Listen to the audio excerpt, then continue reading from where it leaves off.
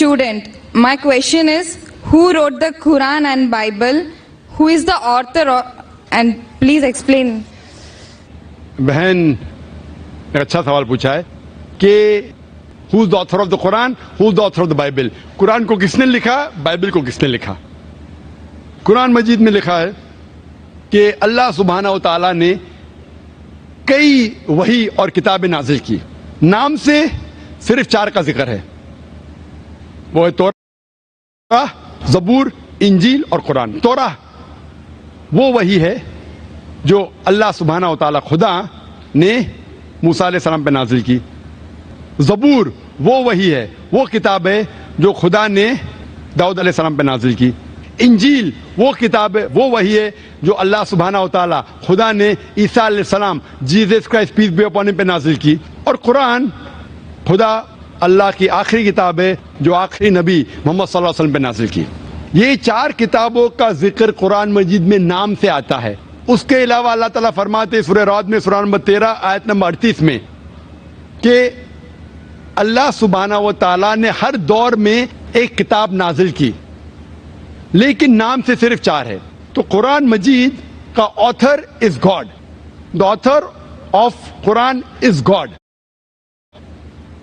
اور اس کے اوپر میں تقریر کی تھی پہلے پیس کانفرنس میں, از دا قرآن گاڈز ورڈ, سب سے پہلا کانفرنس. تو اس قرآن کا لیکھک, آتھر خدا ہے, اللہ ہے.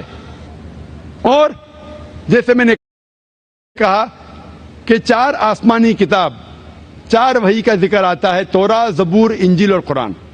جہاں تک کہ بائبل کا سوال ہے, بائبل جو ہے آج جو کرسچن لوگ پڑھتے ہیں, کرسچن اسکالرس کے حساب سے اس کے اندر ملاوٹ ہے, اس میں کنکوکشن ہے, فیبریکیشن ہے, انٹرپولیشن ہے. اسی لیے وہ انجیل جو اللہ سبحانہ و تعالیٰ نے عیسیٰ علیہ السلام پہ نازل کیا تھا وہ یہ بائبل نہیں ہے.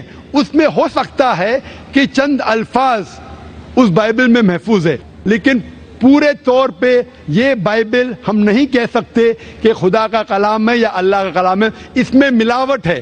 ہو سکتا ہے کہ کچھ اللہ کے کلمات ہو, اس کے اندر خدا کے کلمات کے علاوہ عیسیٰ علیہ السلام نے خود جو کہا وہ بھی ہے, جو ہسٹورینز نے کہا وہ بھی ہے. اس میں کتنی غلط چیز لکھی گئی ہے. اگر آپ بائبل کو غور سے پڑھیں گے تو کئی ورسز, کئی چیپٹرز مجھے برا لگتا ہے کہنے کے لیے پورنوگرافی میں شامل ہوں گے. تو میں یہ نہیں کہہ سکتا ہوں کہ یہ پورنوگرافی کا پورشن خدا نے نازل کیا. اسی لیے بائبل محفوظ نہیں ہے.